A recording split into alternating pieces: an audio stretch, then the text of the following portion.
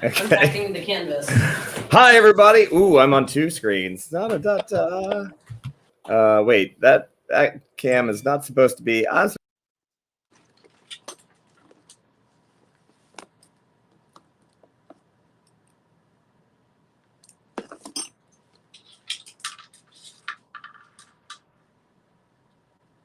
Oh no, I can't hear you.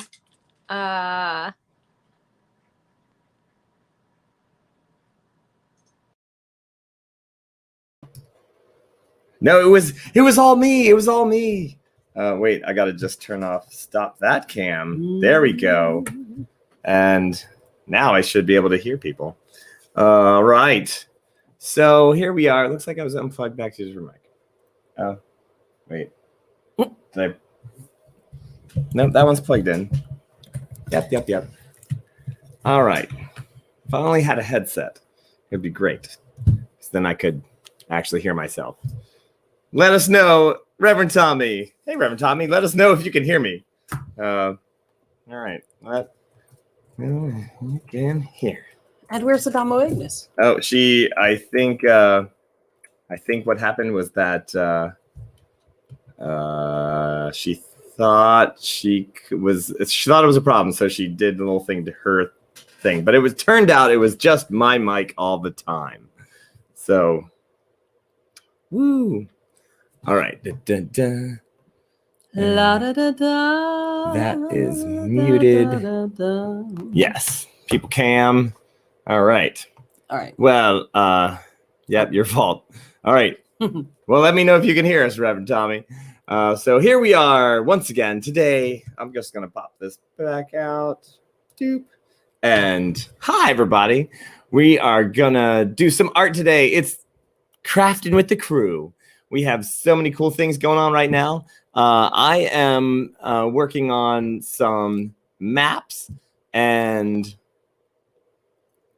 Madam Ansa here is working on... Did you forget my name? No, I was just thinking about what you were doing. What are you doing? I have a commission for a painting for someone's house, and I literally just got a giant canvas in the mail, so I'm going to be trying to make choices on paper about what that's going to look like before I ever pick up a brush.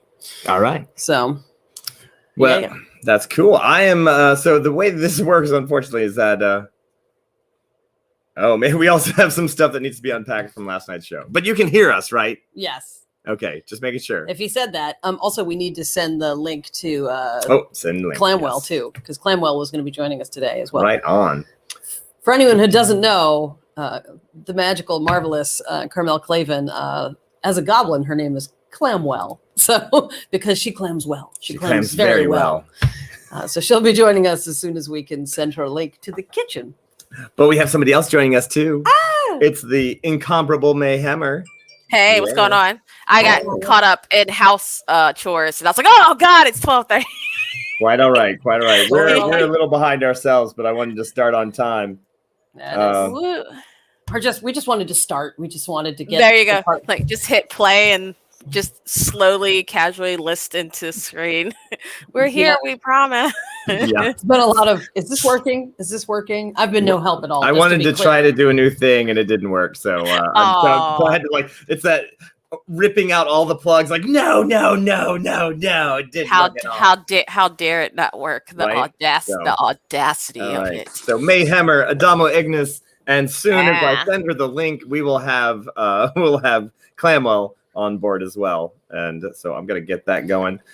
Hi, Adamo. We could hear you the whole time. It was just me with crossed wires, literally crossed wires. Yeah. Okay. Yeah. Well, I'm glad that I started checking all my stuff like a crazy person. I know. I was like, don't go away. It was my muted mic. No. It was you the whole time. The whole time. All right. Well, this is Crafting with the Crew. We have everybody available today. And usually, we used to call this show Painting with Paulo. And then it was making it with Mab. And then making it with May. And then it was Killing it with Kitty. And just, attacking it with the Damo Ignis. I don't know. There you go. Obfuscation with So I was. There you go. So I kind of let go of the reins of the show so that so that other people could do it, and also because I had some like random construction work that I was doing on the side, and but this week the weather's going to be super crappy, so I was like, I'm not going outside, and You're like, so I'm here no. to make some art inside. I love the idea of like construction Paulo, and it's like Barbies, like different editions of Barbies, like construction Paulo and juggler Paulo and Oh my god, that's so Juggler funny. Paulo. Juggler Paulo. Paxman Paulo, the expansion pack. Yes, or my glasses. That's right. What are the mods for this Paulo? I just need to know what I'm buying.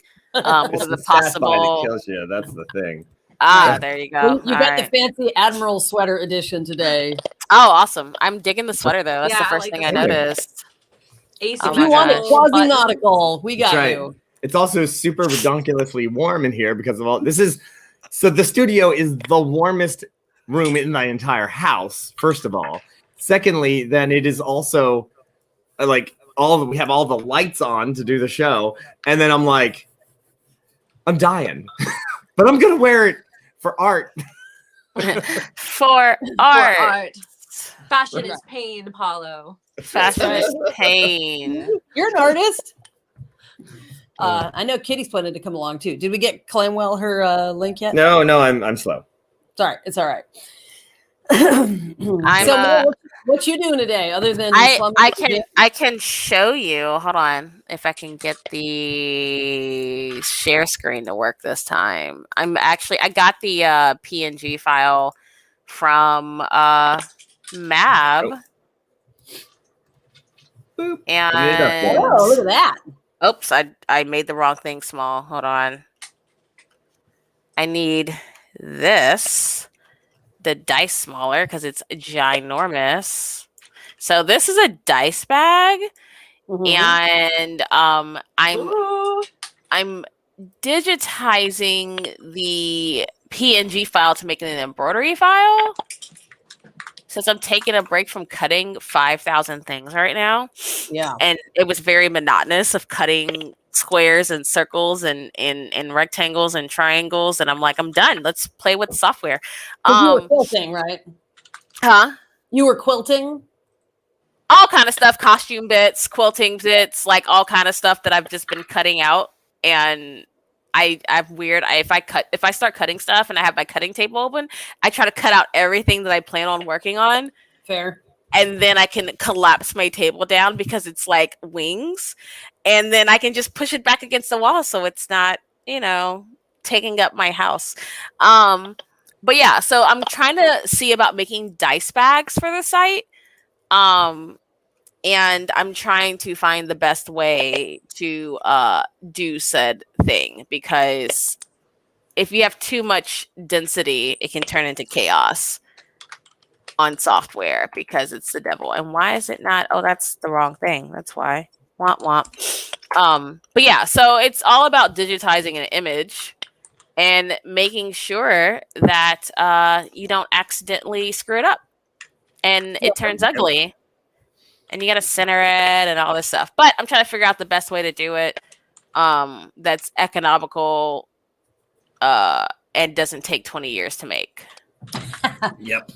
Because this is all done in, like, all this design, like all the cut work and everything for the shape of the bag is all done in my embroidery hoop. And even the zipper attachment is all done in the embroidery hoop. The only thing I have to do is stitch it together. That's it. I just have to sew it together, like sew these lines on both sides and on the bottom, square it off, and then it's a bag. Wow. Yeah, it's pretty ballin'. So Cool. That's a thing. Yeah, so that's what I'm doing today. Oh. What about you, Adamo? Oh, I mean, I can stop sharing all that drama though. There you go. I have to admit, I just missed what you just said. I'm sorry, my roommate was asking me a question. I was just wondering what you were working on arty-wise. I have decided to do some crocheting today. So I have this comically large crochet hook that I can also use as a bludgeoning weapon. Hang on, Right. I'm gonna make this bigger because this is crazy. That's an actual thing. Oh yeah. Oh yeah, I've seen those. Yeah, they're pretty ridiculous. I love it. Does it make gigantic like so the weave on it is like huge. Like the loops are like 2 inches in diameter. I mean, what happens there? Look at that big. I mean, the yarn is huge. It'll make chunky loops, but it'll also work for chunky yarn. So it's just like a really thick, Right, very thick yarn, and you can see like it does fit nicely in Gotcha. that hook. So, I bought this really cool, very soft yarn. I'm really excited to use it. It's very pretty. But I didn't have a hook that fit it. So I was just kind of like finger crocheting. Yeah. So I figure I'll try this chunky, hook. We'll see how it works out. Hopefully it'll look Nice. good. And Are you going to make like a gladiator net? the softest, silkiest gladiator net. Yes. You'd be like, oh no, I've been captured. Oh, Then you just fall asleep. Take a nap. It's a magic item. It actually has a sleep spell like woven into it. I'm here for it. That's pretty amazing, actually. Yeah. And what are you two working on over there? I missed the very beginning, so. Oh, yes. So did you get Carmel her thing? yes, All right. Carmela has a link. She'll be coming in making hats. I got a commission for a painting, so I just got this. Check this out. I got this rather large canvas. Comically large canvas. It's big. Ooh, Oh my gosh, that's wow, that's huge. Speaking of bludgeon, so I mean, for things that come in the mail, I'm sure the postal person was like, "Oh, come on, art types, what is this?" So yes, I'm doing some sketches for that, and the prompt that the person gave me was, I like nature stuff. They're like a guy who wears wolves on their sweaters, kind of a guy. So I just have to find something that is nature feeling and can be done in acrylic and in their kitchen, specifically to cover all of the metal panels that have all their breaker boxes and stuff. They were like, can we just hang something over this so I don't have to look at all of that? So I'm looking at pictures of nature to try to brainstorm how to make a painting that is not a big statement, but is more like my statement is I blend into the kitchen. Mm-hmm. There you go. So, And I'm working on what this is actually from a battle map. And actually, this was our map of the month, everybody. Nice. If you joined our Patreon, you'll see that battle map. And what that is there, for those of you who may not be able to see the whole thing there, that is the circus map. Those are those fine benches that Archimedes made over there. That's right. Oh my God, I love it. And what's this over here? Is this a burned out wagon? Oh yeah, it is. Yeah, that's what that is. Okay, in my defense, I didn't expect somebody to crit success that. So yeah, there's a couple of buckets there. For use to try to put it out. Some broken plates, a broken bench over there. So the only difference is that I made this so that this is so that anybody could use it. I didn't want to specifically make it just make it 2 nat 20 2 nat 20, but so I did leave the horses there. So unlike you guys on your side quest, all of the horses had been absconded with. So then there's some little extra areas over there. There's like a little arrow thing. But so this is the map. I'm starting with this map, but what I'm doing is that I am going to make a map for my friend Nina Maya, who is running the online Baltimore Ferry Festival. And so oh yeah, I missed her face. Right? I'm gonna make a map that basically, so there's a thing called gather.town, and it's the best Zoom meeting you can possibly have. So you can wander around, and when you get in the vicinity of somebody else, you'll have a little avatar, and you run around, and then when you get close to somebody else, your screen comes on, their screen comes on, and you can interact with one person. And so I'm gonna make a little fairy festival, and I'm gonna start from there and then work a bigger map and go with that. So I'll pop it up when I change it up. And look who's here, Kitty Chaos. Hey, Kitty. Yes. Yeah. Good morning, everybody. Good morning. You made it. Yeah, I just got back from the doctor, and they told me that my vagina is normal. And I said, "Excuse me, my vagina is fabulous."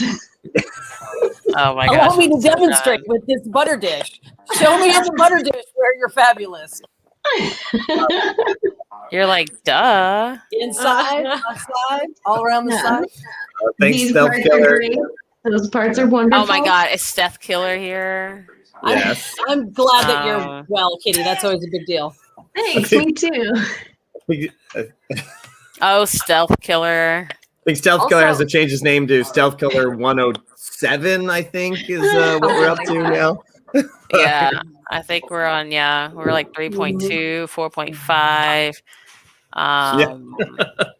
It is warm in here. It is. It's the warmest room in the house. Like, I'll see it. This is going to become the stripping with Paulo soon. Yeah. I'll be auctioning off this sweater with one of a kind unique polo sweat. It's a thing, bro. Like, yeah. it's a thing. Trust me. What are those clip buckle things? They're fabulous. Oh, okay, I see. They're almost functional. Right. They're 80% decoration. They do actually function, but they don't really do it. Like, it doesn't really. Doesn't like. They're like if you've ever had a little kid or been around one, and they have those like practice doing buttons, practice tying string, like a plush toy. They're like that. You can practice sticking the toggle through the hole. I mean, you can go like open. This is all like Star Trek-y thing, you know. You can do the whole open. Yeah. Oh yeah. You know, asymmetrical is very in Bejor. Oh my gosh! I mean, yes, I'm here for it. I love asymmetry. I think it's great. I do. It's like if I had the patience to make more regular clothes for myself, I probably would have way more asymmetrical stuff.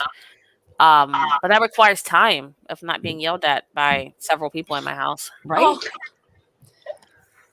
Very Star Trek. Yeah, very Star Trek. It's got like if this was red and then you need pips. Why are there no pips? Just put some pips on there. Because I'm undercover. He wears the pips in his nipples. Are you section 31? Oh, I was just about to say like yeah, then it has to go all the way. We don't have any ranks here. We're just section 31 all day long. I'm a nerd, and I played on a Star Trek Mud Mush, which is like an online text-based RPG. Yes. And I kind of fell off the map with it because we all, COVID hit and everybody had real life. But I played a character whose dad went MIA, and it turns out her dad was section 31. There you go. Of course. And then like she was like, all her stats never made sense to me until I realized that her dad was right. And I was like, oh, and my GMs were like, hey, and I went, oh. This may not end well. A friend who's I have an old art friend whose dad was in the FBI, and one of the things he taught his kids when they were little was how to escape from a locked trunk. Because your dad is that guy, and you might get stolen and stuffed into a trunk. So he taught his kids, he like locked them in the trunk and showed them how to get out in a variety of models of car. And I was like, wow, that's a level of learning that you don't get outside, Well, and you know what? It's a real thing because like my dad was special forces, and like he was never really like normal, so like he never really like, I mean, he wasn't normal, but like he was just like, here's how you escape this, here's how you read a room, never put your back to a door, never right. So like I have all these weird habits now for someone who's technically a civilian, but like I do all this weird, I was like, they're like, what's a weird quirk of you? I was like, I have combat training and I'm not even in the military, and they're like, what? Yeah. Get a group of those people in one room and everybody's subconsciously jockeying to have, not have their back to the door. Why is everybody in the back of the bar facing this way? Exactly. The best thing that ever had to happen was I was in a LARP that was called Dystopia Rising, which was a post-apocalyptic, fully immersive LARP where you were in character for 72 hours, no technology, in the middle of nowhere, Texas. And I mean, you were allowed to have your phone, but you couldn't be in the middle of the game with your cell phone out and stuff because it was, dead technology, Skynet, whatever. And the problem was all the New Orleans people that would go to this group, we made our own little caravan in the game too, but we were all like military cops, military kids, whatever. And we decided to be a group of assassins. And what happened? We just kept murdering people in the game because people kept hiring us because I was a belly dancer that would just murder people in the woods. And like it was like Bafalarp with weapons too. So like I'm just hiding in trees, just murdering people. And the GMs were like, okay, we're gonna have to break y'all up because this is getting out of control. Like, what is happening? And I was like, well, cop, Marine, Navy, Army, Navy SEAL technically, blah blah blah. And they're like, no, y'all can't, y'all gonna have to break up because this is not fair to the rest of everybody else. I was like, it ain't my fault they ain't got no training. That ain't my problem. That is not my problem. We all have literal weapons training, and everybody else in the game is like, what is happening? We're all dying. Right. So a little while ago, someone asked, I believe it was Stealth Killer, asked what time the tarot readings are, and that is right. We're Madam Ansa, aka Thekla, who played Thekla in our Halloween special, is going to be don't hate me because I'm evil. Doing tarot readings at 8 p.m. we love you because you're evil. Yeah, we really do. Apparently, half the crew does, and so yeah, she is the artist who created the World Spirit Tarot. It's true. And it's so pretty. It's the prettiest tarot deck I've ever seen. That is part of the reason why I married her.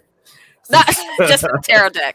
And it was on the leading edge of prioritizing inclusivity in art in tarot, like different body types, different skin tones, not just like a skinny rich white people patrol. It was really important really to have a lot of, as if representation matters and it's part of mental health. So it's so pretty. It's so pretty though. Yeah. So that's at 8 is to answer your question. 8 p.m. So I'm going to do a little bit of like talk about tarot, answer questions about tarot, and then read, I'm here for it. So learn a little, listen a little, etc. Right. Yeah. So come on over. And also welcoming to this screen, we have Carmel's action cam. Here's Carmel. Carmel's play. Carmel Clavin. I'm on my Hi, phone, Carmel. so it's very weird. Gotcha. What are you working on today? I suddenly cannot hear any of you. That's a trouble. Oh, check. I'm going to turn on everybody's names. Well, we can hear you. We can hear you. So talk. So you just keep talking. She's like, no. She's making hats. She has like a weekly art prompt to make some sort of extreme art hat. That's really cool, though. Oh, it is. She made a hat that is in the shape of cheese and shoots cheese out of it's like a cheese shooting hat. She made a queen crown that's made out of matches and gold leaf. Yes. Mm-hmm. So anyway, I dared her to also pair her hats with matching cocktails since she's gosh, multifaceted thinker. Hey, I wish I was living in Awesome Town now because that'd be great. Yeah. Maybe I can convince my husband. I was like, hey honey, does Pfizer have a site in Virginia? Just you're not allowed to like shoot any rockets indoors, May. That's all I can say. Okay, that's fine. I feel like I'm staring off into space, but I'm literally watching my program do a live because I can preview the stitching and I'm like staring at it, making sure there's like no stupid breaks of foolishness. That's a pretty cool program. Like that's awesome. You can like watch it do it and for $2,100 you too can have this tomfoolery. But I got mine on sale. So there you go. I was like, I don't need this that bad. And then my husband was like, look, it was on sale. Surprise. I was like, cool, I'm gonna have to get $1,200 now worth of this. And I've got my money's worth out this sucker. That's awesome. But I love it though. It's a lot to learn. I still have a lot to learn, but you can do some crazy stuff up in here, like appliques and patches and rocker, like all kind of nutsy stuff. I can even make photos with embroidery. Wow. Yeah, it's pretty nuts. I struggle with technology as it is, and then when I like even just try to look at a program like that, there are just so many things. I end up finding like one thing and I learn how to do it, and that's the only one thing in the whole program that I'll do. So I would never like. Well, here's be able the to splurge easiest on something thing. like that. A lot of it is really simple. Like it has assistants. So like Mab gave me the PNG file for the 21 dice, and it can auto digitize it for me. So I just import the file and it digitizes it. So the cleaner the image, the less work you have to do. So since hers was nothing but clean lines, I didn't have to do anything. That's great. I just hit go. And then, but if you make it smaller or bigger, it has to compensate for the stitches and all that crazy stuff and blah, blah, blah, blah, whatever. But I think I made a dice bag, guys. I think we're good. Nice. So I'm just going to have to make a tester and see what happens. It's a good thing Mab didn't know how many ways this file was going to get used, or she would have had a lot more anxiety when she first generated the image. But it's great though. I mean, it digitized beautifully, so she should be proud of herself. Yay! I'm back. Welcome back. Hey, I talked all about I how want you to cool know your that hats Nat are. 20. Thank you. I would like everyone to know that Nat 21 just called 911 by accident. Because What? I was on my phone and it was like, I was like, oh, I have to hit the button. And it was like, SOS. And I'm like, yeah, I'm having trouble with StreamYard. And I hit the button and it was like, you're calling 911. I was like, fuck. I'm sorry. I'm not allowed to say that. I was like, ah. And they hung up and I just got a phone call back from them that said, no. This is 911. Did you call? And I said, I'm sorry. It was a misdial. Thank you for following up. I'm very safe. I'm very safe. Are you? I'm fine. I'm fine. We're all fine here. How are you? So you never got to tell us what you're doing with your hat there, Clamwell. Yes. So I have this hat that I've had for years and years, and it used to be in good shape, and now it isn't. I always, I've never actually worn it anywhere, but it's got this lovely little tilt. It's so cute. And it's got this like ostrich feather pom-pom and this veil. But over the years and the moves, it has become quite decrepit. So I've decided that today is the day I learn how to shape a straw hat. So it is not a build from scratch, but it is a learn new skills, try new things, which will involve a bowl of hot water and some clothespins. So that's why I'm in the kitchen. Do you I just looked up and I just see, do you need this may sound very ironic, but do you need a fresh Victorian ostrich fluff? I don't know how something could be fresh and Victorian simultaneously. It's very vintage, but it is an impeccable condition, not faded. I have a line on fresh. Oh, I want more antique ostrich plumes. Yeah, I want that. those. I want them. I think I have a couple extra that I can just ship you. Yes, please. Oh man, yeah. Look, I just pulled the little pom pom, but it's like it was beautifully made. Like somebody wrapped it with velvet fabric. So, but it's all glued in place. It's seen some stuff. My little podunk town has an interesting antique shop with very cheap Victorian ostrich plumes that I've accumulated, and if you need one, I can just go and swing by and pick up one or two. They're like $4 a pop. That's it. I've just been like, y'all don't know. Y'all just don't know. You send those along. I'm gonna send a care package. Yes, please. Yes, please. This will be the equilibrium of me sending you a wig. So you send me feathers for my hair because I sent you feathers. Sent me hair. Yeah. You sent me hair that photographed wonderfully, by the way. That color was just so perfect for you. That like mermaid foam teal. It was just. Yeah, it was Josephine Baker wig was perfect. Yes, it was so funny because my friend Danger Doll is who took that photo, and I was just in the hotel bathroom doing my makeup, and they were like, "Stop!" Runs against their camera, stay on that wall, click, click. Nice impromptu photo shoot. I love it. I love it. Yep. Okay. I've been considering photo shoots this morning. I'm part of something called the Audacity Project, which is like a coaching program for artist types to get their stuff together. And I'm like, I've been doing this a long time, but maybe some outside eyes would be useful. Like maybe I need to get out of my own head.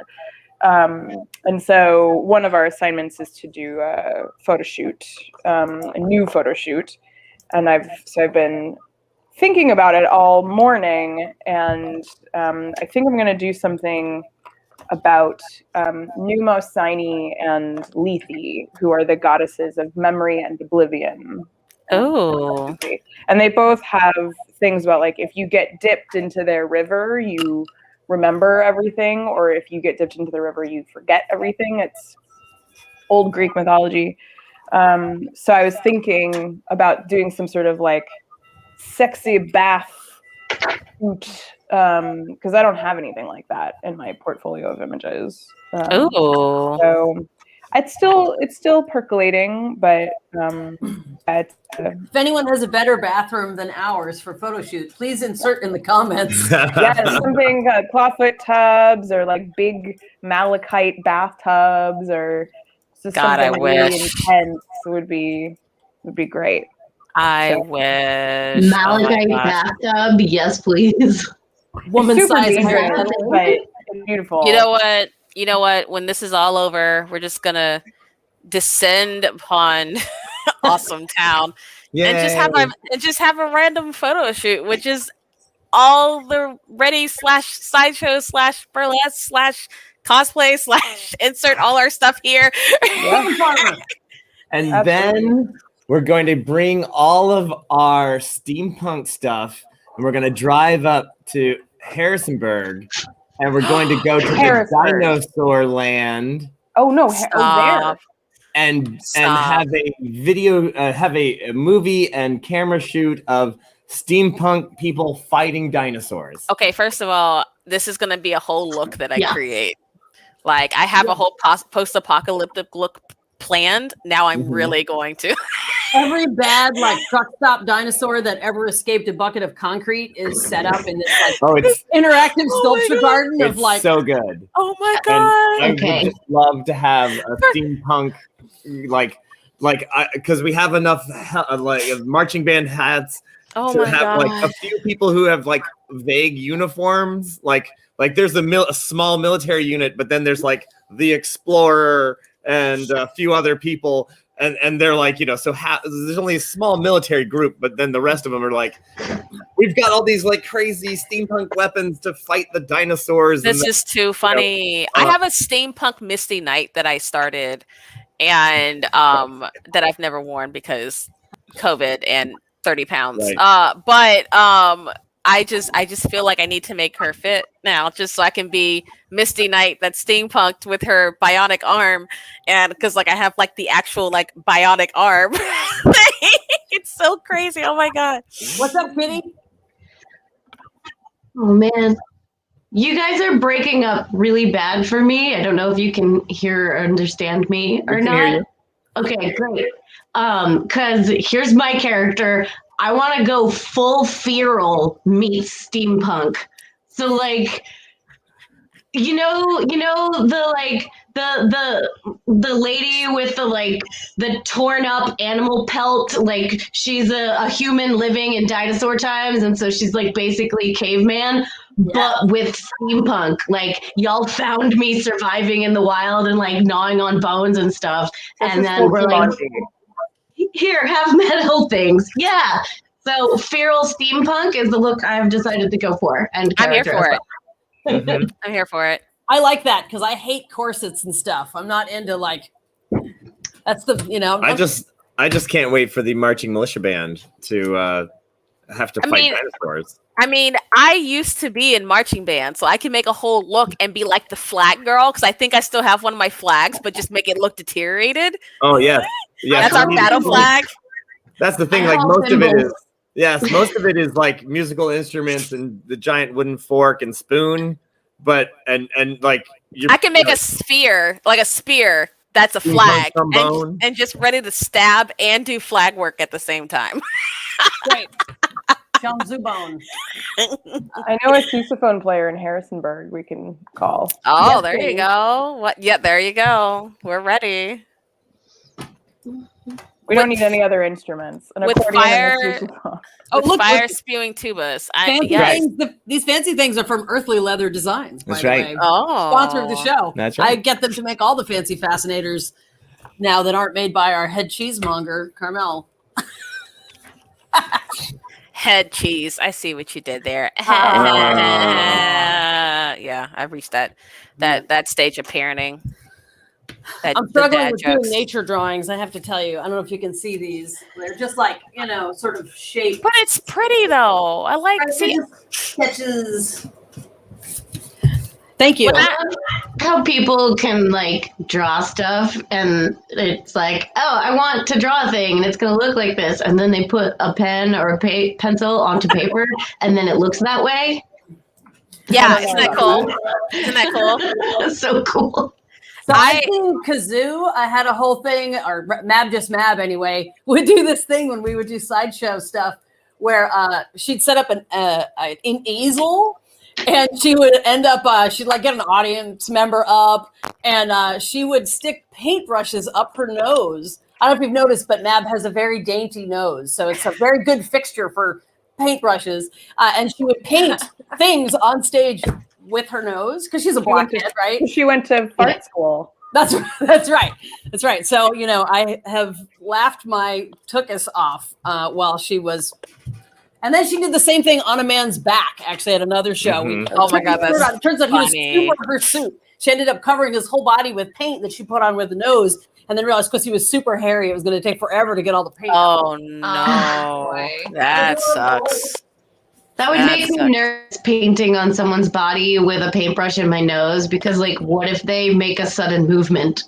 Oh yeah, right. Well, that's one of those things. Yes. And then that's going to be a different way of clutching your thoughts. Science show is dangerous. You know what's funny though? It's funny we're talking about this. How we're like, it's so nice when people can actually, put a pen to paper and it looks like that. And like, I'm super envious of people that can do that. But then I have people that are like, yeah, well, you make a whole gown. Like, you've created a Baroque dress. And I'm like, but I want to draw. And they're like, well, you can't have everything. Yeah, I can only make things look like the thing I want them to look like in 3 dimensions. I can't do it in 2 dimensions. I don't know. Like I gave up. Yeah, I got that. I have to have a physical, tangible thing. Like the only paper-wise art skill that I learned, my dad was an architect, so I know how to draw straight lines and make blueprints. Like I know how to do that. I know how to read blueprints. That's as far as I got. That's it. Mm-hmm. I can do straight lines. Hey, Kitty, did you ever finish that butter dish? No, I don't know why. I guess like I think like the proportions that I started making this while incredibly hungover, which I often am at the Creating with the Crew show. I'm pretty good today. I'm fine. And so, well, last night's episode, I wouldn't be surprised if you were a little drinky. No, I managed to keep it cool last night. But yeah, so I started off with the proportions just being all wrong, and so like I kept trying to move forward with it and not liking it, and so it's just sitting there not having progress happen to it. So I think I need to like start from the beginning and remake that vulva and make it a different size vulva. You could let me not say that. We're on live. Let me just be quiet. Just because I spent all our swearing won't say it doesn't mean that we can't. I mean, if you just want to like skip all that hard work, you can just make a cast mold, and then just. I volunteer. Well, I was just like, I want mine to be on a butter dish. No, I want to help Kitty because it's Now I'm very into that, but I would still have the proportion problem because my actual vulva is at least similar in size, if not larger, than the one that is on the butter dish right now, and it's already too big. It just needs to be. Like, well, look, you don't want mine. Look, you don't want mine. I didn't have 2 kids, so. It's not necessarily the proportions of the parts of the vulva. It's just the whole thing itself needs to be cartoonier and relative to the butter dish. Is that what we're talking about? Yeah. Because like, I don't know. It's beautiful. It's sitting there. It's looking at me. It just winked. But look. I probably could have helped you when I was like 25, but it might have been. But you know, babies. Everybody's perfect as they are. Have an outie. Huh? You used to have an innie, but now you have an outie. I mean, when you got 2 8-pound babies coming out, like you're a little bitty thing. Child, look, I'm like 5'2", so if True. I mean, it's not much. They were barely up in there anyway because they were sitting on my spine, like the whole both times. Like they just found my sciatic nerve and just hung out there both pregnancies. So like the first time I couldn't really walk, I just laid around because every time I would try to walk, my nerve would go, oh, nope, can't fall over. So I couldn't fall over while I was pregnant, so I just sat a lot. And then the second time, I was just like, I'm so sick of this. And I was mad because my first one came out 3 weeks early, so I was spoiled. So when the second one came, he was on time. I was like, "Why are you still in there?" What is this? What matters? Your brother came out like already. He was already out. Like you're still in there. Eviction notice served. Get out.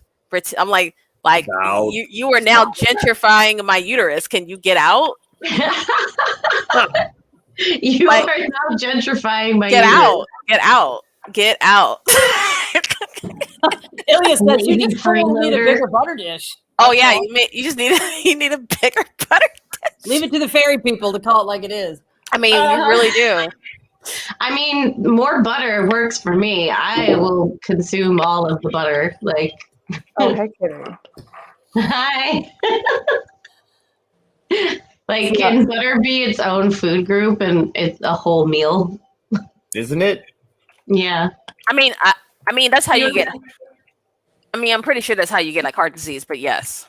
Well, favorite vegetable. I have time, I'm sure. I've got polka dots on the mushroom now. Would you like to see it's so cute. Oh, here, I'll pop you on there. Oh, that's so cute. Oh, I see my cat. What are you doing? Don't get on my fabric. Horrible. Oh no, that's not the cat. Wait for the polka dots to dry before I put more details on the mushroom. What is that? The shaft? I thought it was the cat. The shaft of the I just saw a shadow. Yes. That's adorable, kitty. Okay, you know your cat's too big when you mistake it for your dog. Oh my. I mean, my Maine Coon is pretty big, and so I was like, "What is my?" Oh no, that's the dog. Just kidding. Whoops. I was about to start yelling at the wrong animal. Right. So, do you guys need to deconstruct your misadventures from last night at all? Oh my god! Ooh. Yeah, Hypatia is going to whoop Kazoo's behind as soon as she's not even going to ask questions. She's just going to hit first, ask questions later. That's why Kazoo didn't show up for today. Kazoo was like, nah. That was stressful. I was in like real shock.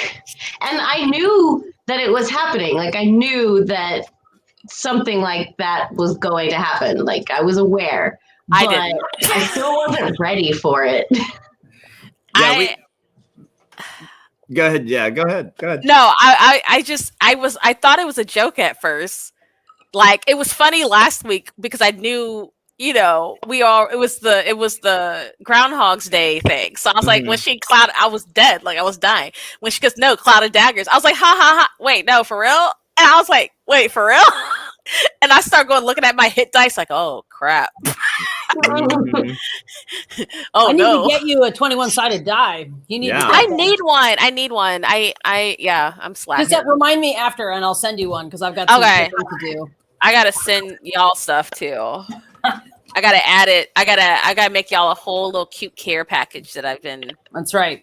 putting together. We'll get some of Carmel's pre-flung cheese. Yeah. And there you go. A die. Yeah, Tommy's pointing out about the raid that came in last night, and suddenly the viewership practically That was doubled. fantastic. Yeah. I hope they stayed and had fun. You know, I mean, that was a lot of them did. Yeah. Oh yeah. That was the perfect moment to just put the pressure on us too. Like that was the right time for that to happen. I was wondering, did you feel pressure? Like, oh shit, quick, be entertaining for people who don't have the context, or were you just in the zone and none of you cared? I meant like pressure for the character development and story wise. Like that was the moment for things to get intense. It was great. Yeah, because I think it was already getting tense, and then the 19 people came in, which I already knew what that meant, but I wasn't expecting 19 warlocks. And then I was just like in the private chat, I was like, so do I roll my new character now? Or do I wait till after this game? Were we still using point buy? She's secretly, rolling another character off stage. Yeah, just on my other screen, I'm just like, Bard. No. We have no healers. None. Like I can give myself temporary hit dice. I can bring someone with 0 hit points up, kind of like a necromancer, but not quite like a necromancer. But like I can't heal. Like it's all temporary, right. just to get through the battle, and then you might drop dead afterwards. But at least other people might survive. And Unruin's character is like, we're all these jerks. But it's real cool that I have like that focus mind thing that I can like give inspiration kind of sort of, but it's like a +3. I was like, oh wait, I have all these cool things that I never had before in this level. Cause like I have another artificer in another game, but she's only like a level 3 or something. So when I was like I was like, holy crap, look at all this stuff. Yep. Yes, and Kitty, that was the leader of that raid was Freak VR. It was a friend of ours in New Orleans, Magic Mike. Oh my god! And, I'm gonna have to message him. How dare you? Almost get me murdered. Yeah, he mentioned that he was like, oh yeah, I might do a raid, and I said, okay, that'll be awesome. They're like deep in the maze. They're gonna end up being probably still in the maze, and I'll just hit them with a bunch of low-level warlocks. It'll be great. That Eldritch Blast murdered me. I have like 45 hit points. I got bumped down to like 20 something, and then I got hit and I got dropped down to 17, and then I had to boot. I was just like, oh my god, I'm about to die. I could not believe. Did Mike know that how our raid system works? Like, however many people raid, then we get attacked by that. Did he know? Exactly. No. I kind of said something. I didn't want to. I wanted to make it a surprise for them as well as for you as well. You know, so I kind of was like, well, you know, we do a thing with raids. If you come in, you know, we kind of welcome you into the game, sort of blah blah blah. And then, you know, so yeah, they didn't quite know. They knew something would happen. They didn't know exactly what was going to happen, so they just kind of went, yeah. But yeah, 19 people. It jumped from like 30 to 54 real quick. I was like, oh no, because I was like, I didn't see the raid notification. I just saw the number jump. I went, wait, what just happened? I went, oh no. What happens if a huge raid comes in? We get new characters. Great. That is a great question. Yeah, I mean, I hit them pretty hard. That was 19 third level warlocks. It means that one of you guys need to be a healer. That's what that means. Yeah, and so I mean that was, you know, but if you did the math really quick though, that still, you know, you guys didn't get clobbered. I mean, yeah, I did. Well, yeah, everyone. Did. But oh my gosh. If it was way more people than that, then you could just, you know, bring down the CR of the whatever the thing is. Yeah, absolutely. If it was like 30 or 40, I would only like hit you with like just that would be a war party of orcs that just randomly like show up in the maze. You know why? And it's like, we got lost here. We don't know, but we're mad at everyone. We hate everything. Right. Somebody teleported us here, and now we're just going to kill everything. Like, that's probably what would happen. And or maybe that some was slime. not Ayala. We had this discussion. Hypatia had echoes back the whole time about, look, don't be talking to this kid. We just saw like 20 Ayalas. You gonna believe this baby Ayala? Thank you. I love everyone siding with the person who's losing her mind. And I was like, no. I was saying, don't kill it. Cool. I was like, don't kill it. I was like, don't kill it. But don't engage it. Like, why are we engaging this? Yeah. I don't understand. No. So, hey, Robert, thanks for coming in. And yeah, everybody, let us know if you're working on an art project as well, because we'd love to hear it. And if you're, just let us know how it's going. And we're here to just talk about art and the D&D game and all that stuff. So yeah, thanks for coming in, everybody. Yeah. Oh, yeah. But not only was that not Ayala, it wasn't even a real child. It was like some sort of specter or something. It was a ham. It was a ham. So I don't know. I talked about that after the show, didn't I? I didn't talk about it during the show. I don't know. When I said, the ham, it's like, why was it a ham? And it was because in my head, I was thinking about Willow and it's my disappearing pig trick, and so I was like, well, I don't want it to be a pig because it's like I just didn't want it to be a pig because I didn't want to go directly off of it. So of course, what do I think of? How about a baked ham? Like, oh my god, sure, that's totally not a pig. We should have kept the ham so we would have food for when we continued to be lost in the maze, but it didn't happen. That's what I had for breakfast. Ham. I am a ham. It was a ham. I was just like, it's my disappearing ham trick. I once heard Ansa introduce Carolina Lux onto a stage at a festival as a creature made entirely of glitter and ham. That's not far from the truth. Oh my gosh. Accurate. Oh my gosh, that's funny. Oh, there's Mab. Quick, everyone behave. No. Oh my god. You know how she said that just now? She said it like this. Best friends forever. That's how she said it. Yeah, there it is. That's how she said that. Best friends forever. Forever. I'm so creeped out. Well, I guess Echo's creeped out. Kitty's not creeped out. Kitty's just like applauding Mab for being amazing. But Echo is fucking creeped out. Yeah. So I just want to pop up here with what I'm working on. So I decided, actually, I'm going to start working on the main entryway of the festival. So this is basically like you'd come in here, this front area. This is where you would appear. There's a little standing stone in the center with some magic. And then I'm going to make little corner areas where there's little things to do. And then you would walk in. There'd be a sign over here to say, come to the stage, and they're going to do a live YouTube stream.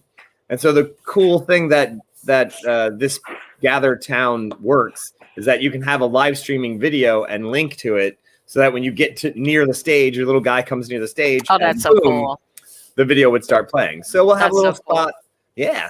Have a little spot for the mermaids, have a little thing for the merchants, so that merchants can you can buy stuff at the fair, and everybody can dress up and have a great time and show off their costumes to each other, because you would see each other's costumes. That's so yeah. Nice. I love that. It's gonna be very cool. Yeah, I think it's gonna be a lot of fun. And this is also, we started doing Gather Town because we're working on a live action role playing game. I was saying it's not a multi it's not an MMO. It's more like a SMO, a small. We'll have a few players, FMO. So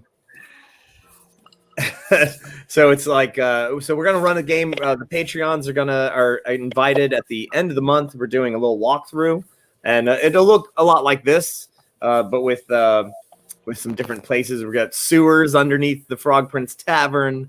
We have all sorts of stuff that's places in the game that we've played, and there'll be some quests and things like that. It's a game called Dice Knights, which is something that TJ or Roger Awesome, as you may know him, or Iric or many other things. He's one of the founders of this game, so we're gonna do it online, see what happens. Should be pretty cool. So yeah. And yes. All right, everybody. Well, I have an appointment of my own to get to, so I'm gonna head out. All right. But lovely as always to craft with you. Yes. Catch you at the next Nat 21 game. Woohoo! All right. Post a picture of your crochet when it's done. Oh yeah. Here's where I'm at so far. That looks so cool. Chunky. I'm gonna pop that up. Chunky. It looks like hair. It looks like braided hair, and it's kind of cool. Yeah, Can you I make- love the color. I wish it like came through better on the video, but it is very, very soft. I need to get like so much more of it though, because with these chunky yarns, it looks like you're getting a lot in the bundle, but then it all disappears. So this is just one skein, so I need to get more. Can you make that into a wig that looks like your hair but will fit my head? Because that would be awesome. You know what? We can make that the next crafting with the crew. I'll make There it you go. beautiful. I used to have nice curly long hair like you. Then I took an arrow to the hair. So it's bad. That doesn't happen to me. Shunk, right in the hair. All right, thanks for everybody. I'll stopping by. catch you later. Bye. Bye. I want to yeah. point out it's actually hot enough in here in the studio. I've actually had to take off my shoes, my socks, and my pants because it's just that hot. So That's why she's off screen, everybody. Oh. Rude of you to go off screen for that. Rude. You're supposed to show. rude. Who here hasn't taken their clothes off in front of an audience before? Right. That's what Like I'm like,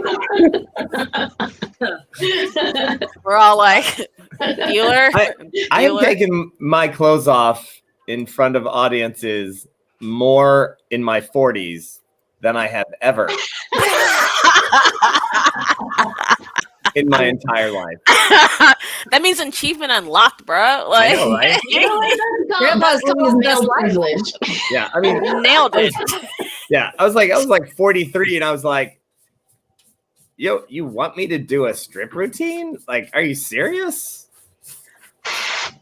Well, actually, let me stop. I want to see Steve Satan's wizard do a strip routine. Oh, my nice. Oh, yes. Talk about Oh, I've got to pay for college somehow. That's right. Oh, the cape. So I don't often strip out of the house. That is, just my work career has not required that. But I was a Dr. Sketchy's model, one time. Oh, yeah. It's like a yeah. burlesque show, but at the same time, you're a life model. And I didn't even own a pair of pasties. I had to borrow pasties. But my mom came to draw, and bless her Artie Hart. And so at one point, because it's more interactive than your average, Yeah. I was to the audience. I was like, if anyone's enjoying what you're seeing, I'd like everyone here to give a round of applause to my mom. Who was sitting over there behind her canvas. It was super cute. That's hysterical. Please give it up for my mother who gave birth to me. Right. Boom. No, I did Dr. Sketchy's in Montreal, and it was hysterical because it was like a nerdy edition. Because it was like the Bago Expo or something, and they were like, "We have this year's queen, blah blah blah." I was literally Lady Deadpool. It required no makeup, no hair. Except for at the end where I put on a wig and some makeup, but I literally it was probably super rude of me, but like I had to do the hour-long pose or whatever. Oh yeah. And I kind of dozed off with my mask on my face because it was dark. And they were speaking French, so like I had to like wake up and I was like, wait, what are they saying? And it took a minute for my brain to remember French for a second. Écoutez, écoutez. And I was like, what is she saying? She didn't die. She just fell asleep. I mean, but like, because the position they wanted me as Deadpool was like that lounging, like from the movie. Oh yeah. And I was just like, this is way too comfortable. You're doing an hour-long pose. You got to find either the Zen or fall asleep. I was zen, and then they started playing music, and then it was just over. Just over. I was like, and I'm done. I'm like, y'all know I just performed last night and didn't get back until 2 a.m. and I had to be for 10. I did a Dr. Sketchies as the Mech Maiden. Nice. Here in Richmond a million years ago. And the person who is my partner now was not my partner then. And they were there. And so they still have the sketches they did of me, which are horrifying as well as charming. Because they're all like caricatured, like super big. My eyes are super big. My lips are super big. Because like the Mech Maiden is a big, exaggerated femme character with big puffy clothes. But the last prompt of the day was that I was fighting off a gang of badgers, and it was it was a very interesting collection of images.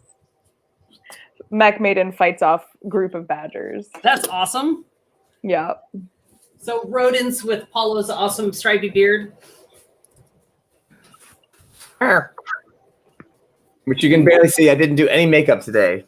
But you're wearing. I'm not wearing a stitch of makeup, but you're wearing a fine hat, and I approve of fine hats. That's right. That's right. Well, actually, yes. Other people say, well, actually. There you go. Dun, dun, dun. Yeah. So we. Oh, and yes, Reverend Tommy. I don't know if I like that. What's that? The well, actually. Apparently, everyone says, "Well, actually." I don't know about that. Well, maybe like did. I just did. Well, no, I know, but everybody. no, clearly everyone does. But I don't want us to come off as like apologists or like taking the side of people who call out the reason why well actually is a problem. Oh yeah.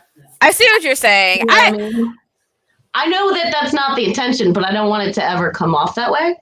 Oh, I'm here to fuck those people up. I'm sorry. Can I say Oh that? no, like what? I was just like, oh, can I say that? I mean, you know, I think I kind of saw it as, you know, we acknowledge that's a thing that does happen and it's not okay. But it kind of makes people aware to me in a way, like that's like. Oh, but no. I think having Moobot call out the well actuallys is fine, but I think the wording that I don't like is the apparently everyone says, because it sounds. Oh, you mean the wording of the Moobot? Oh, yeah. Oh, I see what you're saying. Because we're not trying to say that that's okay, that bad behavior is okay. We're just making fun of ourselves for when it gets said. So maybe we should just change the wording of it. Like, I see what you meant. I see what you meant. I see what you mean. I think it's because it was me just saying the well actually as the character. So I guess that's where that came from. So yeah. I'm glad that the show tries to be sensitive about that stuff because, you know, it's like the gender dynamics of the actors, the performers. It's really important to acknowledge and make sure that that powerful choices are made that go contrary to all the bullshit the world tries to feed us all the time. Like, I'm here for that. I'm here for pointing out that this show may not be for you if you're a Chad bro, you know? Yeah. I remember the conversation we had, Ansa, about those people, and the phrase qualifier came up. Like, oh, that person's such a qualifier. It's the I have knowledge. Let me qualify myself. I am qualified to answer. Please, you have to listen to me because I have the true answer. I'm qualified to answer that, and you are not.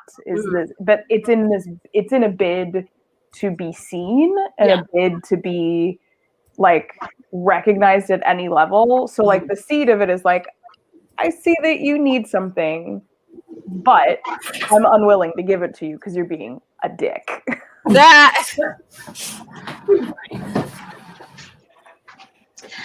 I'm having a hard time over here trying to figure out. So I need to put a glaze on this,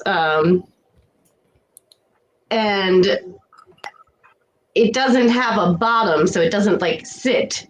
So I have to find a way to be able to put the full coat on it, and then it needs to dry in a position. So I'm trying to think of like how I can hang it. I need to make a rack for it or something. Oh yeah. Kitty, tell me about your rack. Can you tell me more about your rack, please?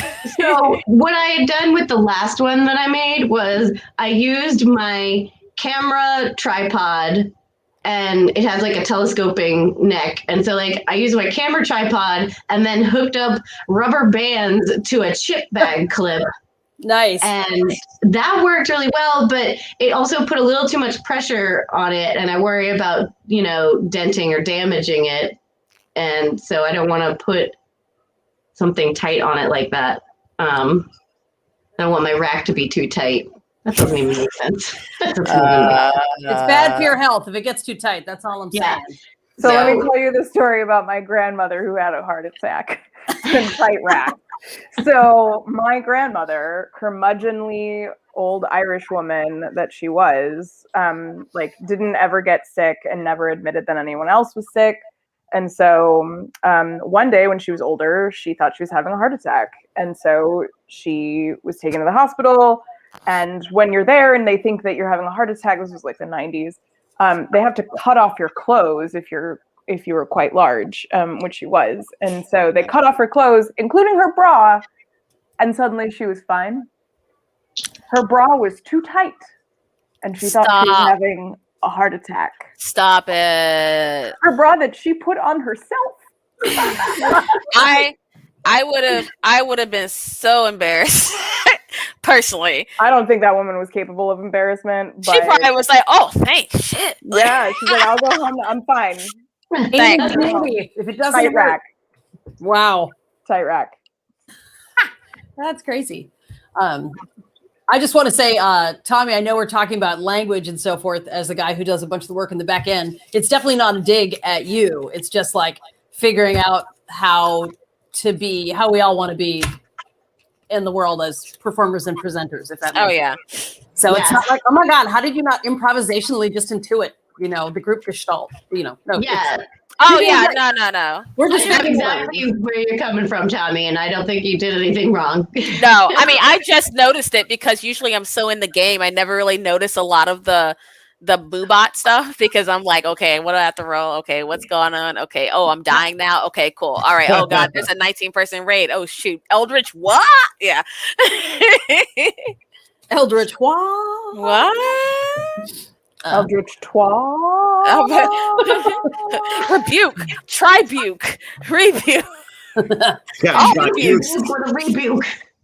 That was funny. The echo of rebukes was pretty comical, though. That was good. You buke me? No, I buke you back. I was buke me, sir. I was so ready. I do. I buke my hell at you. I was so ready. Whatever. Kazoo decided to hit me. I was like, I just want to make sure that this is known that Kazoo will be hellish rebuked for this, and I will not stop it. I will let this train keep rolling. I don't care how much damage happens because the patient was like, all right. That's the comedy part of your performance. Yeah, tell it. I'm not stopping it. Nah. Nope. Take it. I made a lemon squeezer for my hat. I was gonna say, what's happening over there? Wait, hang on. Let's investigate. I'd like to investigate this, please. It's like some kind of clothespin. Bring it in. Okay, so this is the front of the face. Here, I'll turn the light so that maybe you can see better. Oh, Jesus Christ! So, so this is the front. It's got this like cool little tilt to it. Mm-hmm. This light is not helping. It's got this cool little tilt to it. And I want it to come down in the front, but on top, and it'll be up in the back. So this from the side, it's got this kind of cool little jaunty situation. It's jaunty.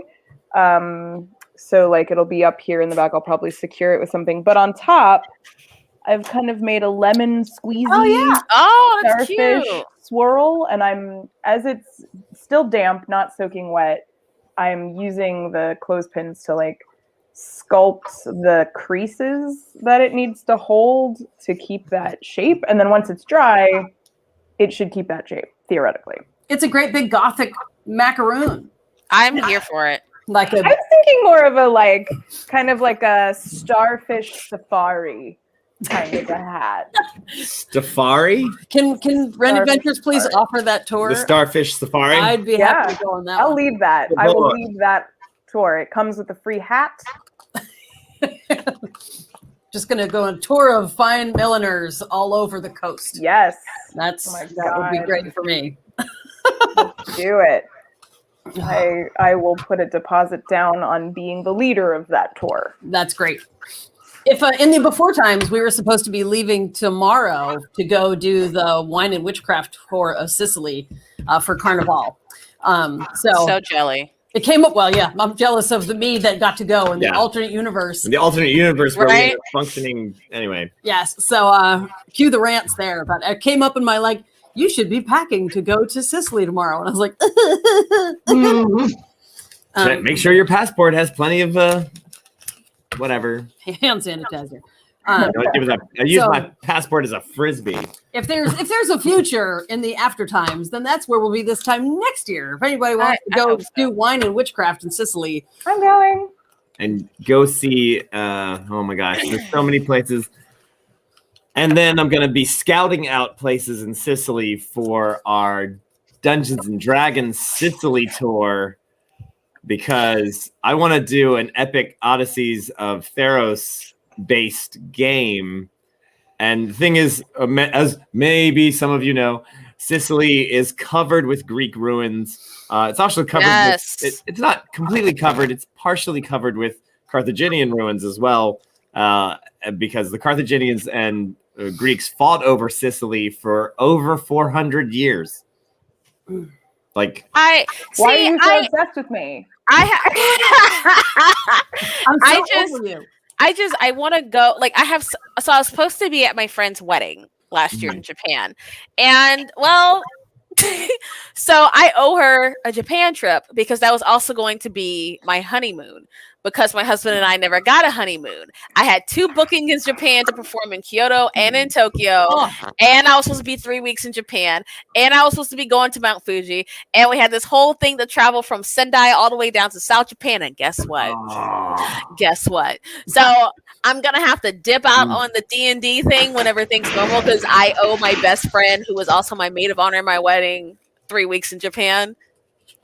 Well, let's go. Let's go to Japan. And then, dude, I think my most heartbreaking thing, because performing in Japan was going to be all right, I'm quote unquote retired. I'm just going to do nerdy fun stuff. That's it. I'm going to dive back into my reenactment clothing stuff. I want to do my stuff, my nerdy stuff. And then I was like, well, I guess y'all are stuck with me permanently until I can go to hit that bucket list. Gotta hit that bucket list. That's all I wanted. I was like, Kyoto and Tokyo, done. I can die happy now. Oh, COVID. COVID's you thought. Please don't die. Don't die unhappy. Don't die at all. We need you to stick around. You thought you were going to Japan. COVID. Oh. I actually just, and people are starting to ask me, for anybody who might be watching who doesn't know, I normally run a 3-day burlesque and sideshow festival in Asheville, North Carolina. This last year would have been the 13th year. It's kind of a big deal that it's gone that long, and we've always been committed to introducing some, a social justice element into it. So it's more than a girly show, and education. And also, it's just nice to go to Asheville, all the things. It's pretty cool. May has headlined that event. Carmel has much fun. Carmel has headlined it. One of these days we'll get Kitty over there. It's a great thing, but obviously it was canceled this last year because of COVID. A Charming Disaster, the band that helped us with the Halloween show, was booked to play. I was looking so forward to that. I know, and it would be Memorial Day weekend in May, so people are like, hey, normally you're 4 months into planning by now. Is it happening this year? And I'm like, I would say there's a 20% chance that all of Western civilization will get sufficiently vaccinated, and anyone, you know, I was like, how many of my artists, by the time we've taken 2 years off, how many of our core group of artists will have been starved out of the arts? Let's get real. Yeah. Aged out, retired out, injured out, you know, because there's a window where most folks can do physically demanding performance. Yeah. I mean, seamstressing, everything is demanding, but you know, there's a certain component to like. But when you're physically, I mean, I'm not gonna lie, I'm out of shape. Dancing Like, wheels, the trapeze, you know.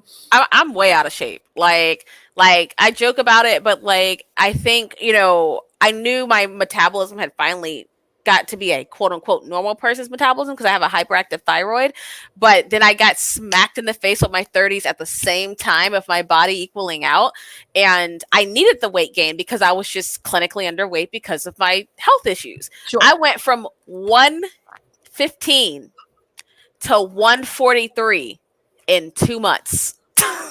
Well, I want to point out that weight is not the issue. I mean, you know, like, but when you're, it's the 5'2", you know, and it's not muscle. Your muscle isn't keeping up to support you. That's the challenge. It's not muscle. And I was like, none of my stuff fit, none of my costumes fit, you know, and it was like a shocker because it's like, yeah, I want the weight.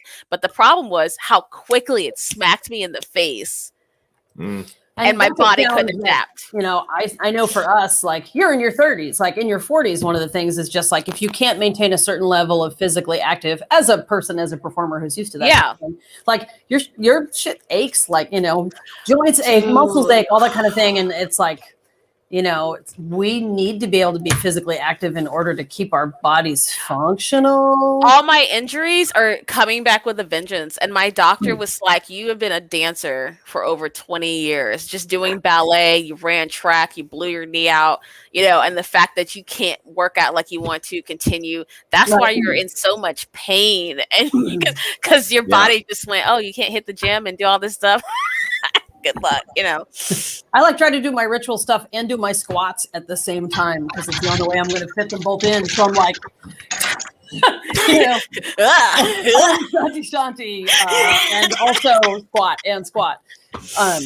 Do you know what the only thing that's gotten me like actually working out? Because I don't like working out. I love the way I feel after working out, but I don't like actually doing it.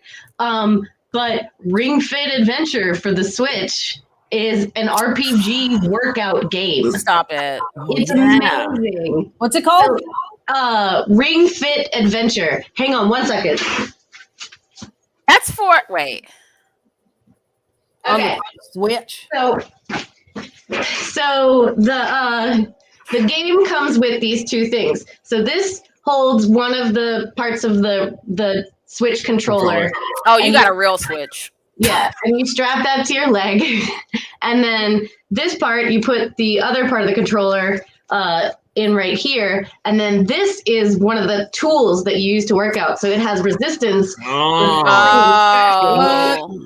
Yeah, and so like it tracks whether you're doing the exercise correctly. Like if you're not squatting deep enough or lunging far enough, then you don't get the amount of point damage on the monsters you're attacking, and you're attacking monsters with exercise. See, now I wish I didn't buy a Switch Lite, and I didn't know what the frick that thing was because I have it in Animal Crossing. I was like, what the hell is this? Why is it squishing? And I was like, whatever, and I just this idea is weird. It's so awesome. Like, I really like it. I look forward to working out and fighting this bro dragon. So like the main bad boss is this like ripped dragon, and he wears this like little spandex workout suit. And he's just like, and he's got these tiny little wings, so it's hilarious when he flies away after you defeat him to go fight him again. And he's just like, oh, look at me, my muscles will defeat you. And I'm real mad that I got a Switch Lite now. I'm so sorry. But I also have children, and I don't want them playing with my stuff. So I want to like just throw in my purse and hide and keep rolling. It involves working, so they probably won't touch it. No, they're my kids. They figured out how to hack into my iPad. They've hacked into the phones. They've discovered the world of Minecraft, so we are doomed. Oh yeah, no, that's a they great love safe place to lose your kids for a while. Yeah, and like they love Mario, and yeah, you do. So they know gaming, and if they see my PlayStation in my room, and I have to tell them no, it doesn't work. Because they want it to work. Katie, what's the name of that game? Ring Fit Adventure. I'm gonna have to just upgrade. Can I trade in? Yes, please.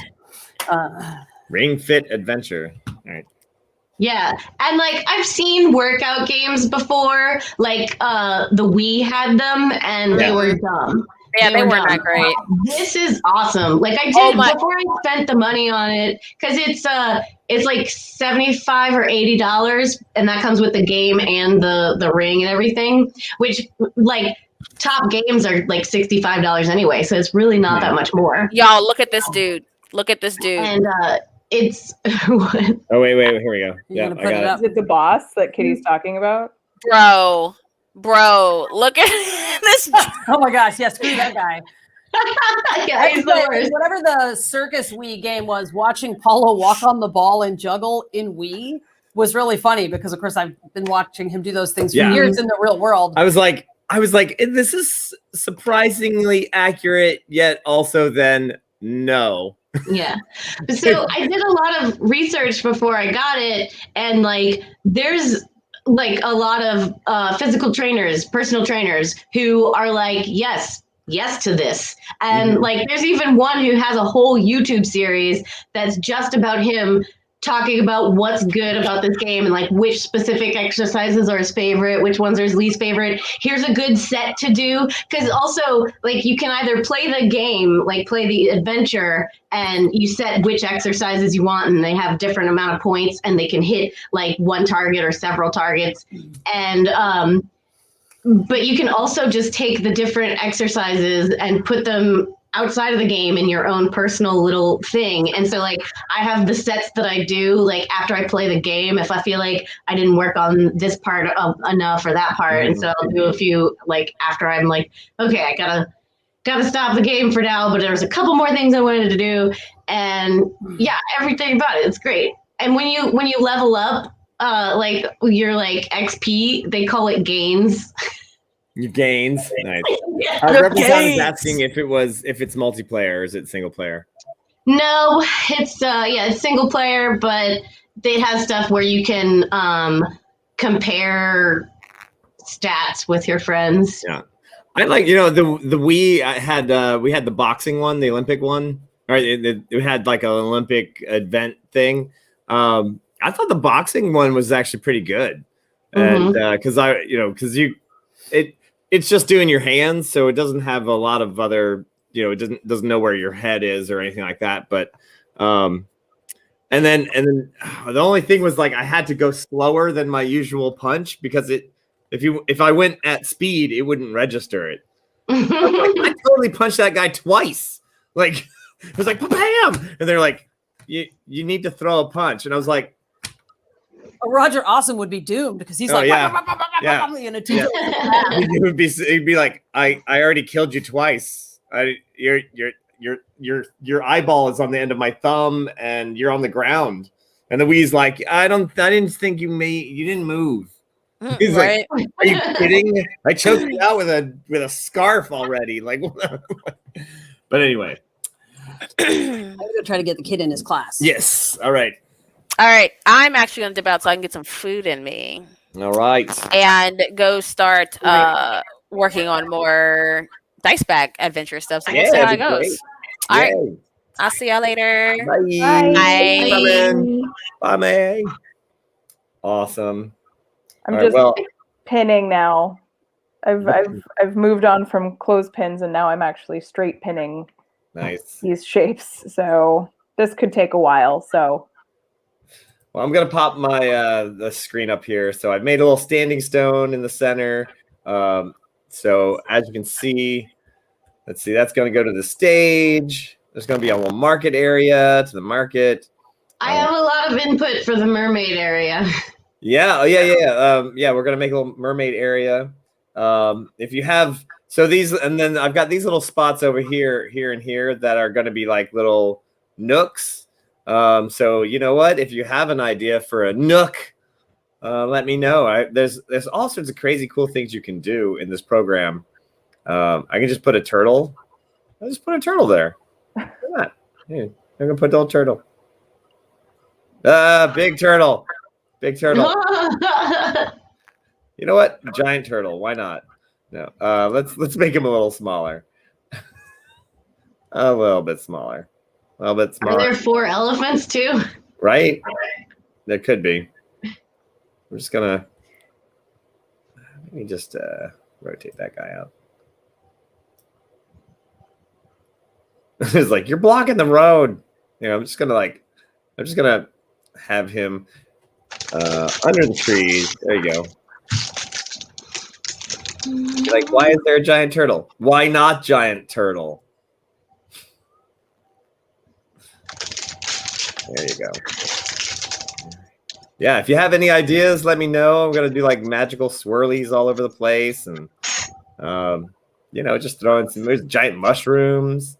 Sweet. We can. Oh, why is the mushroom so small? Turtle is like 18 million. Yeah. All right. A little mushroom trail. Maybe a little trail to the stage. That's what we're gonna do. You know what happens when you ask for advice from the internet? Bodie McBoatface. That's what you get. Savior of our times.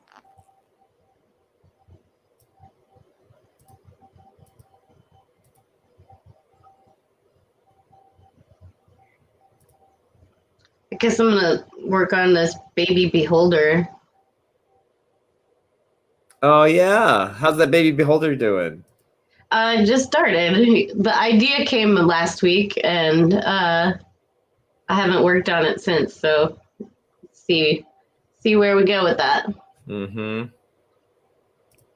I started painting an eyeball for him last week, and then I was like, maybe I should make the body first so I know what size the eyeball's even gonna be. Fair. Oh, we could put a little fountain in there. That'd be nice. A little hand. Oh, how about a sphinx? Little statues. Temperature's dropping. Yeah, we're gonna get some really, really bad weather coming up here soon. So I'm really hoping that nothing happens to our signal. So, Ay. yeah. Hey, what's Sunday side quest gonna be? I don't know. What do you want it to be? I don't know. Well, there was talk of Oops All Goblins. Yeah. And there was talk of Zazizel and Zan doing a thing. Oh, that's right. Yeah. Oh, man. Clamwell would be happy to stop by for Oops All Goblins. Clamwell the Goblin. Hey, talk in the goblin voice. What? This is my natural voice. Man, a couple hours of that would be like, woo. It's a lot. I know I'm a lot. I would say Carmel is not too much, but Clamwell is a lot. Mab said, ooh, hell yeah. The Stealth Killer said there needed to be a sushi bar. Did you see that? A sushi bar, yes, by the mermaid. You should say that because I was by the mermaids. Yeah, I've been putting a little bit of thought into a side quest for Echo, what that would be like whenever that time comes. Right. And part of the idea I'm kind of running with now includes an amazing sushi buffet. Can we do that when we're all together for Nat 21 Con, please? Oh, yes. Please. Have to find a place that has a good sushi bar, including good vegetarian sushi, because I'm from a fishing community. I don't eat fish. Yeah, you know who doesn't eat sushi at all, even though she's from the ocean? This person. And yes, she's from the ocean. I mean, technically, we're all from the ocean. Far enough. You know what my natural tongue is? Gotta mute the mic there for a sec. There, that. Can you do a side quest for Goober? So, oh yeah. So one of the things that I was getting hung up on with an Echo Adventure is how are we going to deal with speaking underwater? Like, I know we can get around how our, non-fish characters are going to breathe underwater. Like, there's fixes for that. But what are we going to do with talking underwater? Are we just going to, like, cartoon pretend like you just can? Or what do you want to do there? But what if it's all captioned? It might be difficult, but that'd be hilarious. I mean, there's the old babblefish, like, right? And it is fish. Might have come from the ocean. Oh, Ilya, yes. I'm gonna say that magic. There you go. Wait. I'm gonna. All right, so I just won't worry about that. Wait, is there magic in your show? Oh yeah. Ooh, day in the life of the Uberhawk driver. Oh man, can I write that one? Oh my god. Right. Oh my god. That's the 100-mile stories like crossover. Oh my god, that would be freaking hilarious. Because it'd be like, the equivalent of like the cities of New York, right? Like one of those like vignettes, like all the different stories of the things you come across. All the lives that you dip in and out of. Oh my gosh, like all the characters, like everyone just comes in and sometimes they're just completely wrecked. Like, we don't have a healer in the party. We gotta get some Mage Crop and find some health potions. Right. Well, so the thing is that for those of you on the Patreon, you'll see that the monster of the month was the Uberhawks. And it tells a little backstory about what they do and who they are. And mostly they're a parcel delivery service. And it's like there's teleportation that costs a lot of money. But then there's walking, there's the canal, there's a ground postal service sort of that rides horses. And then so it gets up where the faster you go, the higher the price. So just below teleportation is the Uberhawks.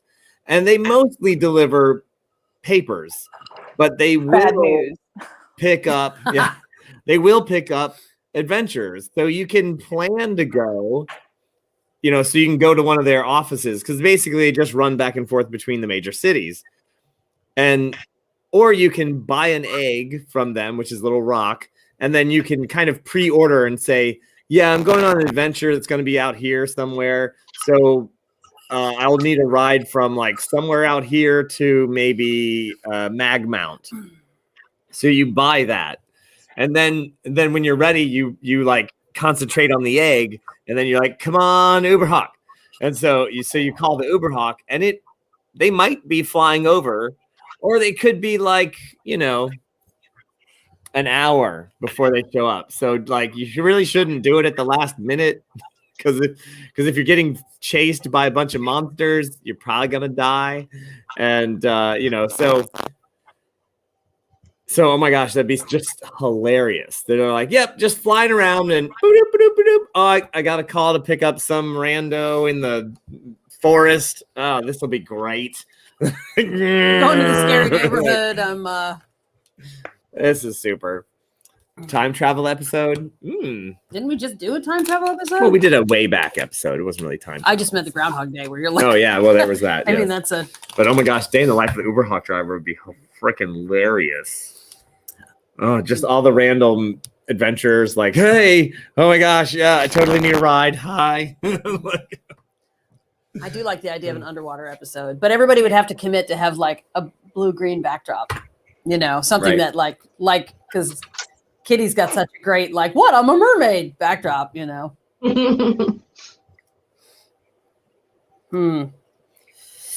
is shaping up really nice, I gotta say. What'd you say? I said this is shaping up really nicely since I switched to pins. Okay. And a styrofoam head. It's really looking dapper, if I don't say so myself. Great. Very pleased. Very pleased. Very pleased indeed. Oh, my head is. If I've learned anything today, it's that it's really hard to draw sketches for watercolors, man. It's like, there'll be some trees here. It's not like you can sketch it out because they're going to be watercolor. Like, here's a tree shape. So if someone wanted tiny little pencil drawings of landscapes, boy, have I got them covered. But if you want anything that actually looks like a watercolor, I'm just going to have to muck around on that big canvas and embarrass myself for a while I figure it out. Just because landscapes are not my, I paint big, weird pagan stuff mostly, not really, not just, water and trees on their own, but usually inhabited. So it'll be fine. Here, so you can sort of see, do I want one with a boat? Do I not want one with a boat? Just trying to figure it out.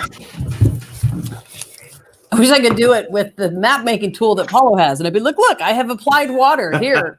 This whole front section is water. They got a map for that. Try to put those underneath the tree. Before we go today, there's a thing I wanted to mention. I wish that May and Adamo could be here for this because I was just ranting on the internet about how art is not considered valid really in America a lot. Meanwhile, it's like our entire arts. Sorry, did you bring this up right before the show? Yes, I just wanted to shout out about it. Think about this, citizens. Because it's, we all know as artists and people who are arts adjacent and so forth, that it's a really big subject. And, Carmel works internationally a lot. Paulo works internationally a lot. It's like the way that artists and art as a commodity or as a part of the fiber of a life worth living, the way that we treat it in the States is not how it is all over the world. It's kind of part of the American mental illness around productivity and consumption and commodification. And it's a huge thing for me is that in street performing in Europe is part of the culture. It's part of the landscape. Like you expect if you go to a large enough town that there's going to be street performers, and it's not a bad thing. It's part of the culture because a street performer is usually doing something that's right at the minute, at the moment. They're on the street talking to real people, and sure, it could be juggling or whatever. But when they make jokes, they're like, "Hey, did you see the news today? Womp womp," and you have these daily conversations with street performers. And in America, it's like you see somebody doing something on the street and it's like, oh, you're not good enough for America's Got Talent. You must be complete crap. Right. And that's the attitude for a lot of people, not everybody, but that's the attitude for a lot of people. And of course, also America's just not made for street performing. It's completely designed for cars and not designed for actually people like meeting and seeing each other in a town square. Street performance is actually illegal in DC because congregations of people might turn into riots. Oh no, wait. Yeah. Turns out riots can happen anywhere. Even if you're not a street performer. Although I will say that that was a street performer. Not a street performer. He was a performer. He was a really bad Barnum. P.T. Barnum. Yes, indeed. Yeah. Did you hear about the street performer in, I think it was it Chile? Who was shot by cops and then the whole, everyone just started rioting. Don't kill beloved people. Don't kill anyone that you don't need to, but anyway. Right, but stay away from the street art. Well, the thing that I was ranting about, and actually it was another friend of ours who articulated this so well, but it's like if the thing that has kept so many of us sane who are trapped at home during this time period, and I don't just mean artists, I mean all the people who are essential workers, the nurses and the people who are dealing with death and complexity and systems failure every day, part of what's made it manageable is binging on entertainment. Right? I mean, some of the people that are probably finding that 21 are folks who are going, my life is different shaped than it was. Here's some interesting people I can relate to. Here's a community. And it's artists You know, and granted, the artists that make TV and movies have passed through fiscal gatekeepers a lot of times to do that. So that irritates me as an analog artist type. But at least, you know, people are thriving because there's art when they can't have their regular lives. If we took away all music, all TV, all media, all gaming, and it was like, okay, all that stuff was done by artists. If America doesn't value it, you can't have it. People would go insane. And at the same time, art is devalued, artists are devalued. And as I was ranting on the internet, as a person who doesn't have a college degree, I feel sometimes extra invisible because all the artist relief grants that I have come across during COVID are always like, they're not asking, what have you done in the world with your art to make it a better place and or, you know, prove your chops. As a person who can make a living in the arts, they're going, well, you know, what galleries have you shown in? What is your degree? What is your CSV? What other grants have you been receiving? How much money have you already spent so that you can wear the art name tag? Right. Yeah. I mean, and, you know, if you, you know, there's reasons why you might want art training. I'm not like, you know, I'm not saying that's a bad thing. You It's know, just not something I have as a person who has made a living in the arts. Yeah. And I don't exist without the validation of the establishment. Yeah. So anyway, ballerinas are people too. Where's this going? But, well, I mean, you know, you're saying is like there's a huge prejudice against, you know, like we are making art. We're also making entertainment, you know, but it's like, there's the big thing about like, you know, the opera, the ballet, if it's not that art form, then it's not art. You know, if you're not in a gallery making art or whatever, then clearly you're not right good enough. Because that's like and that is to me like are you a performer? You must want to go on America's Got Talent. Whereas you're like, no, that's not what I want to do with my art. Talent, because that's not art. Again, for some people it works, you know, if that's your jam. But like Americans tend to look at things and go, you know, has popular media or culture allowed you to pass through the threshold? Then it's real. Otherwise, get a job, hippie. Yeah. Well, for years as a singing street performer, you know, people would hear me sing and they'd go, why aren't you on Broadway? Why aren't you in New York working? Right. And I'm like, Broadway doesn't need me. New York doesn't need me. And I don't want it. Like, it's a very, you know, it is enculturated that there is a place where you go right to do those things instead of it's everywhere and the people around you can do it. And you can, as a person, wherever you are, can support it. Like that is a liberty that has been taken from American citizens. The idea that they can support art wherever they are, whoever they are. Or that it's reasonable to expect institutions to support art and not only support artists that have passed through institutions. Like if you don't have a college degree, don't come around here and around our college, unless you're already rich and famous. You know, if you're Banksy, then we'll talk to you. But otherwise, like, we don't care what kind of living you've made as an artist. So if I sound a little salty, you know what I love? I loved when I was performing in Sideshow a lot when American Horror Story Sideshow came out, and it was like, oh, okay, so you guys, you're devouring this show. You like this show. Why don't you come to see the shows where people are actually doing these things? Like, why is it like we're scraping by when we're doing this for real, not like on TV? Yeah. But yeah, y'all are like, love American Horror Story doing it. Why can't real people do it? Like, why don't you love it when real people do it?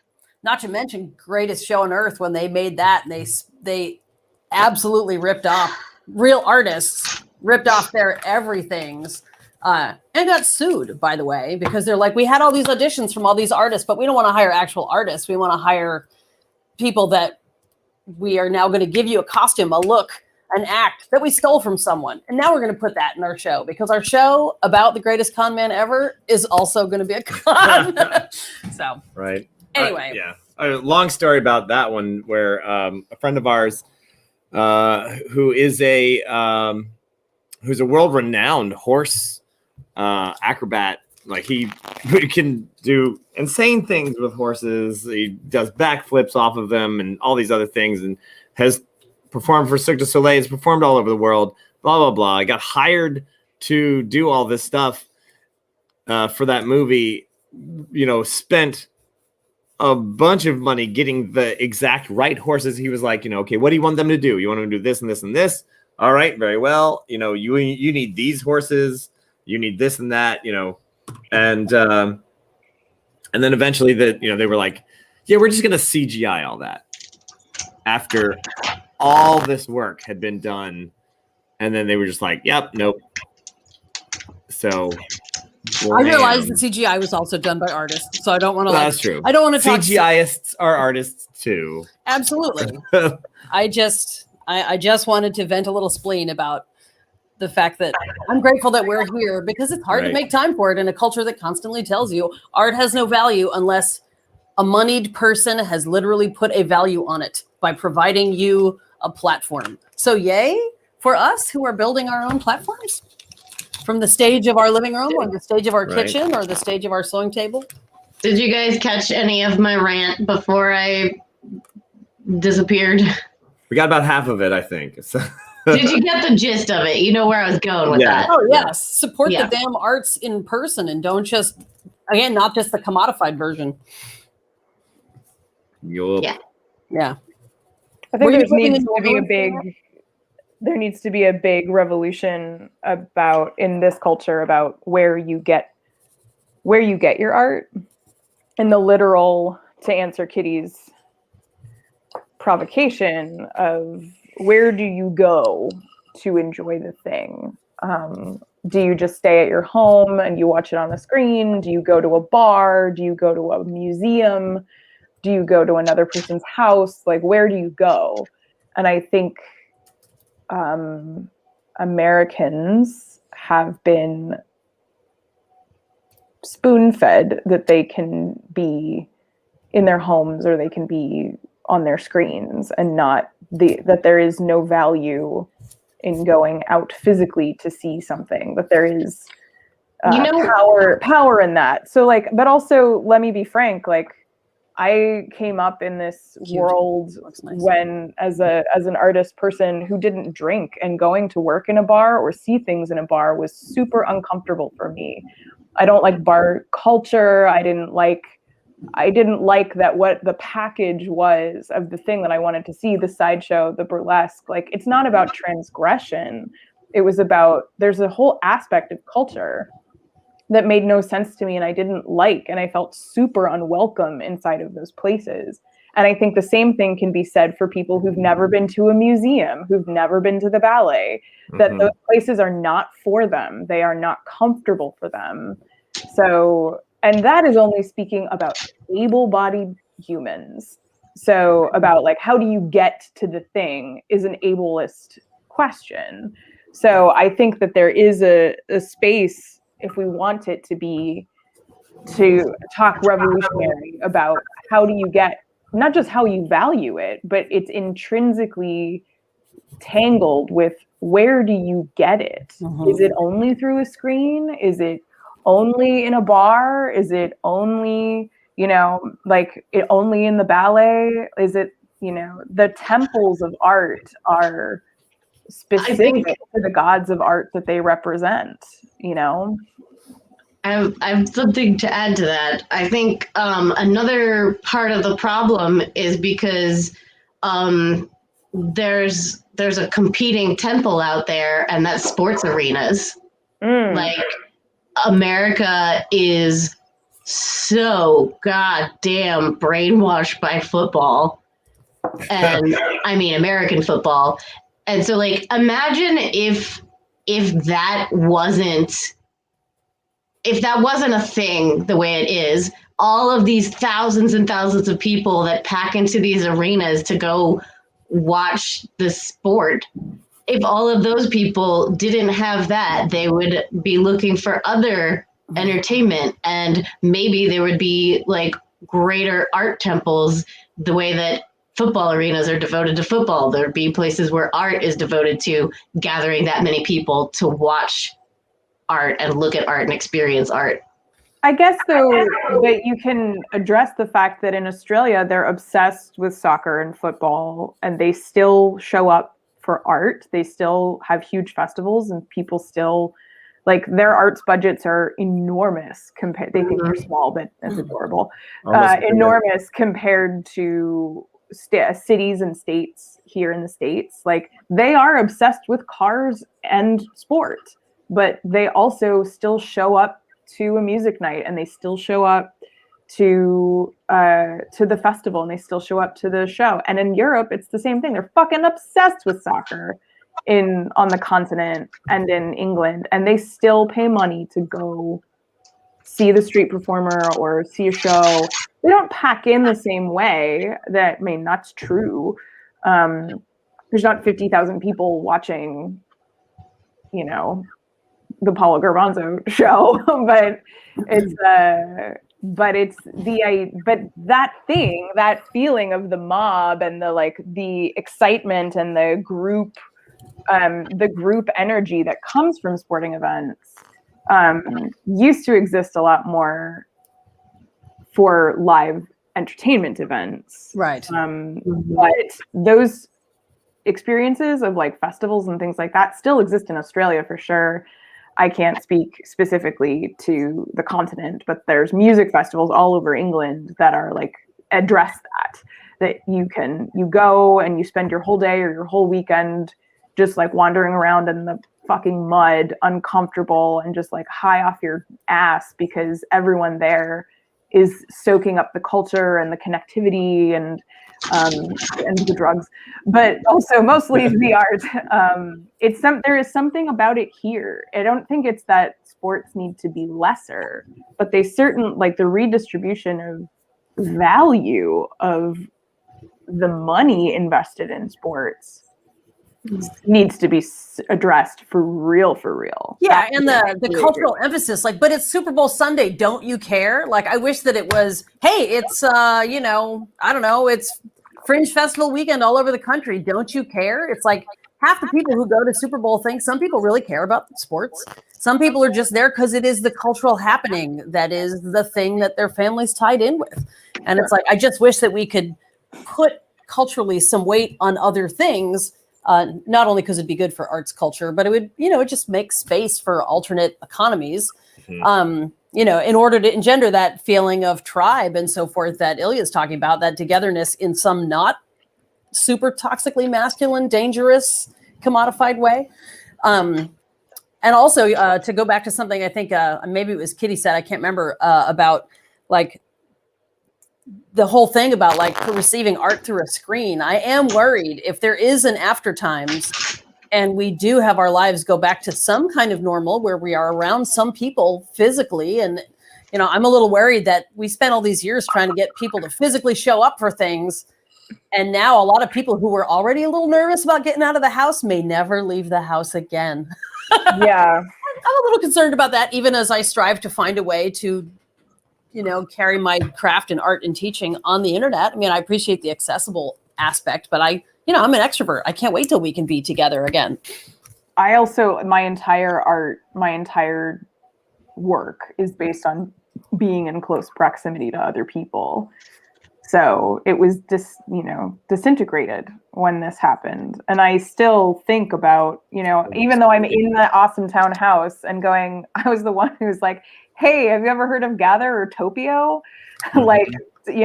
We share information and I've done digital shows, but I don't want to. I don't want to. And whatever the after times are, I'm still thinking the things that I'm coming up with, the projects that I want to build, all are still based off of being in physical proximity to other people. Building a booth that, I have a podcast, and I like that people can listen to it whenever they want to, because that's the beauty of podcasts, just like radio. But I want to build a cool immersive booth that can be set up anywhere. And you go inside of it and it's you get a sound bath of the stories that I read. and they're, you know, it's cushy and soft and it smells nice, and it's like it's an accessible space, but it's also a private space. And like right now, you can't do that. You cannot do that. So because they're gas chambers. So it's really like when we get out of gas chamber land, what do we do with intimate in-person arts? I don't know, but I long for it. I really, really long for it. And I was just beginning to be honest with myself about what I wanted to do and what I was good at. So I feel like my challenge now is to like think about things like revolutionizing how we pay for things, or revolutionizing where we gather for things, or, you know, spending the time to create new work or consider new things or learn new skills. But like, it is not the time for me to overhaul everything. I would already done that a year, 2 years. So I think that's a lot of our schizophrenia as a culture, in the like, but I'm not doing anything, but I'm not productive as an artist. What does my day even look like if I'm not like filling out spreadsheets and, you know, like changing colostomy bags, like whatever your job is. Like this fallow time, this chrysalis time for artists in America feels extra gross and extra extra abusive. You know, like if only you were better at this, baby. Right. You know, like no one will love you like I love you, but I don't love you. You know what you should do? You know what you should do? You know what you should do? Know what you need to do. Well, actually, what I need to do actually is go get our young person. It's 2:30, my friends. Hello, put me on the big screen. Oh, right. Yes. Oh my gosh, it looks amazing. It really does look like crazy sea life. Oh, wow. It's calmed a bit. So that's the front, and you get this little lemon twister sea life situation. And yeah. That's amazing. Good job. Nice. Thanks. Well, thank you, everybody. I'm going to go find my pants and my shoes and my kiddo. Pants. Overrated since 1487. However, given that it's going to snow. Given that it's over, yes. Oh, yeah. Behold your baby. Yeah. Oh my God, look, he's so cute. Oh my gosh. My kid, I mean, terrifying. Yeah, those little chubby cheeks. Yeah. He's going to get you know, I'm gonna smooth these down and give him an inside of his mouth and a bunch of little bitty teeth, because there's baby teeth. Nice. And then put some eyeballs on the end of those stalks too. Yes, I love it. Nice. I feel like instead of blood, if he has anything dripping from him, it should be boogers. Oh, red that's Kool-Aid. adorable. I hadn't thought about where his nostrils are. Let me look at my reference. No, they don't really have They don't those. really have nostrils. Yeah. No, I just mean like if the holders to me always look wet. Yeah. Like squishy. So yeah, there'll definitely be some drool hanging out. Maybe instead of like nasty graphic drool and slime, it's just like one cartoony bubble of drool. Yeah. Thanks for having me. Absolutely. Thanks for bringing your art, everybody. Thanks again, everybody, for watching the show. And once again, take some time out to make some art, and we hope to see you again. We've got let's see. Well, thanks to all of our sponsors who make this show possible, and including Turtle Creek, Earthly Letter Designs, and Eisendorf's Vault of Tragic Treasure.